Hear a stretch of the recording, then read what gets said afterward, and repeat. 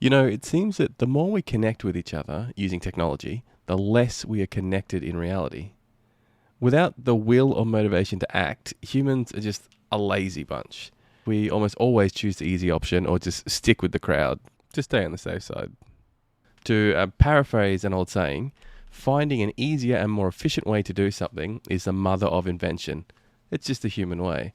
Don't get me wrong, there are still those that go and do, but for the most part, I think the human race would rather sit and eat. We have made wonderful technologies that allow us to travel at supersonic speeds, to go to the bottom of the Earth's oceans, to even survive the harsh environment of space, with a little radiation poisoning. But in the last few decades, communication technologies have just developed at an explosive rate. And as such, we are now living in a world that is dominated by constant interconnectivity in the form of our phones and tablets, computers, wearable devices that track us and relay all of our vital information to their host servers.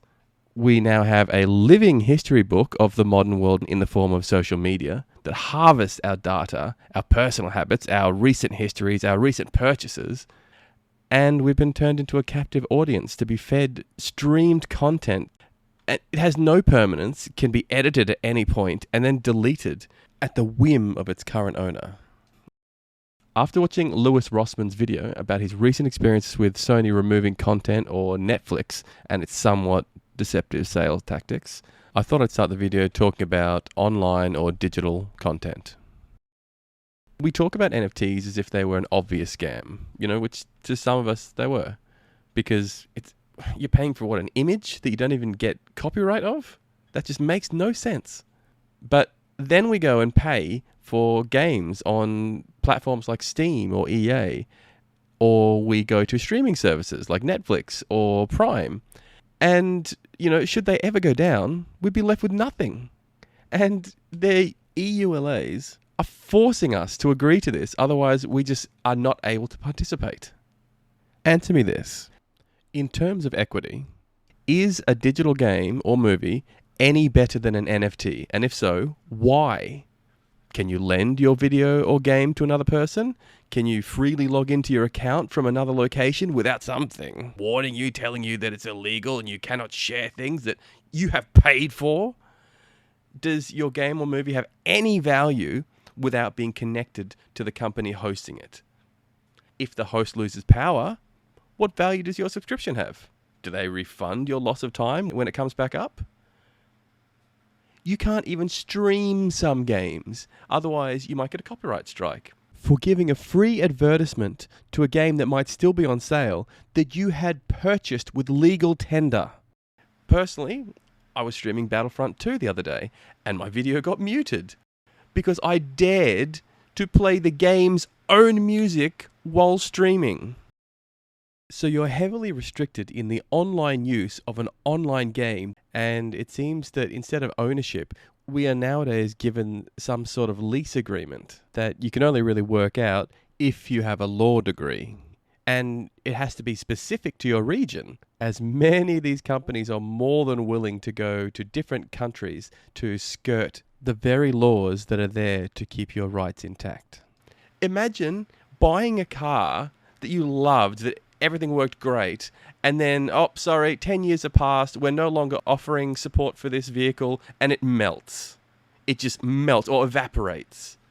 Every bit of love and care you put into that car, just gone. Because, didn't you read the EULA? It said this was going to happen. Are you just too dumb to read the 5,000 pages?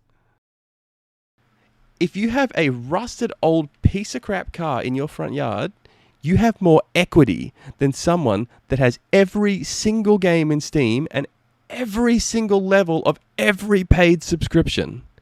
And just to clarify, when I say equity, I don't mean like DEI equity. I mean intrinsic value that is long term. If you have a bag of Skittles, you have more. I have an incredibly embarrassing video of me at the Star Trek ride in Universal Studios that I've owned since 1992. I was only a child and I did some very, very embarrassing things.